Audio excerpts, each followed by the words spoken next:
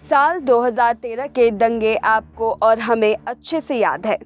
इन दंगों की लपटों में पूरा मुजफ्फरनगर दहल उठा था। साल बीत गए, लेकिन इन बीते सालों के साथ वो यादें आज भी ताज़ा है। उस समय जो सांप्रदायिक दंगे हुए थे, उस दंगे के दौरान कई महिलाओं की इज्जत भी तार तार की गई। 2014 में मुजफ्फरनगर की कई महिलाओं ने दुष्कर्म के मामले दर्ज करवाए थे।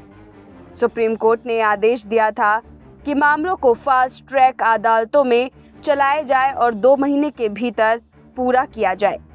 हालांकि इन वर्षों में अधिकांश मामलों ने अपना केस वापस ले लिया। फरवरी के ठंडे दिन मुजफ्फरनगर जिला अदालत में जाने वाली 34 वर्षीय एकमात्र बलात्कार पीड़िता थी, जिसने अपना मामला छोड़ने से इनकार कर दिया था। चलिए हम आपको बताते हैं क्या था पूरा मामला।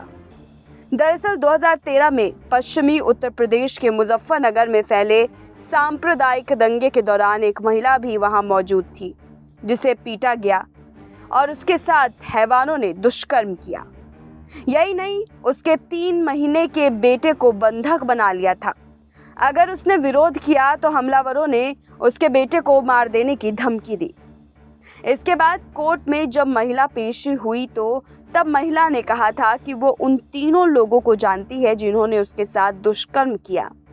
आपको बता दें कि महिला कोर्ट तक पहुंचने से पहले बहुत डरी और सहमी हुई थी।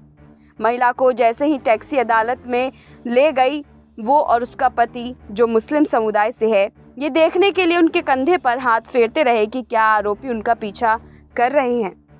और उन्होंने चेहरे पर ये शिकन इसलिए थी क्योंकि जैसे ही मामला अंतिम सुनवाई की ओर बढ़ा, तीनों आरोपी उसे शांत करने और मामले को अदालत के बाहर निपटाने के लिए डराने धमकाने की कोशिश कर रहे थे।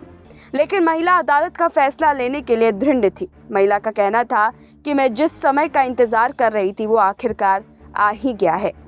आपको बता दें कि 2013 के दौरान हुई हिंसा में महिलाओं के साथ जो दुष्कर्म के मामले घटित हुए थे, उसे दबाने के लिए पैसे का आदान प्रदान किया गया और महिलाओं को अपने बयान वापस लेने के लिए मजबूर किया गया। ये हम इसलिए कह रहे हैं क्योंकि सितंबर 2015 में बलात्कार पीड़िताओं में से एक द्वारा दायर एक हल्फनामे में उन महिलाओं को डराने धमकाने का विवरण भी दिया गया था, जिन्होंने आरोप लगाने की कोशिश की थी।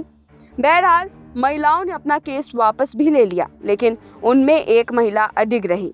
उस महिला की स्थिति हम देखें तो महिला और उसका परिवार उस दंगे के बाद कभी अपने घर गांव नहीं लौट पाए और इस जिल्लत के साथ कुछ दिनों तक शिविर में रहने के बाद और दूसरे गांव की ओर पलायन कर गए। दूसरे गांव में वो रह तो रहे हैं, लेकिन उनका जी नहीं लग रहा है। अपने गांव वो वापस नहीं आ सकते हैं।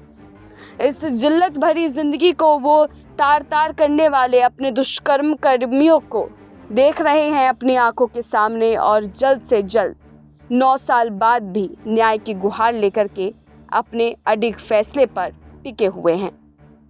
अब इसको लेकर के 9 साल बीत चुके हैं। 9 साल के बाद भी महिला जो है दृढ़ता के साथ अपने लिए फैसले के लिए इंतज़ार में बैठी हुई है और इस फैसले की घड़ी जब उसके नज़दीक आई तो महिला खुश हुई और महिला अपना केस वापस नहीं ली किसी भी दबाव में आकर के, जहां और महिलाओं ने अपना केस वापस ले लिया। तो देखा आपने कि दंगे में जिन महिलाओं के साथ दुष्कर्म का मामला सामने आया था, उन महिलाओं को चुप्पी करा दी गई, लेकिन एक महिला उनमें भी बहादुर थी जो अपने मुंह नहीं बंद की। इससे आप समझ सकते हैं कि किस तरीके से दंगे के समय में कितनी सारी वो महिलाएं रही होंगी जिन महिलाओं के साथ दुष्कर्म का मामला हुआ था और उसके बाद उनका मुंह भी बंद करा दिया गया। जल्द से जल्द इन सारे मामलों को निपटाने के लिए सरकार को बड़े कदम उठाने की ज़रूरत है। फिलहाल हमारे इस रिपोर्ट में बस इतना ही। देश दुनिया की तमाम बड़ी खबरों के लिए देखते रहिए नेक्स्ट 9 न्यूज़ नेशन।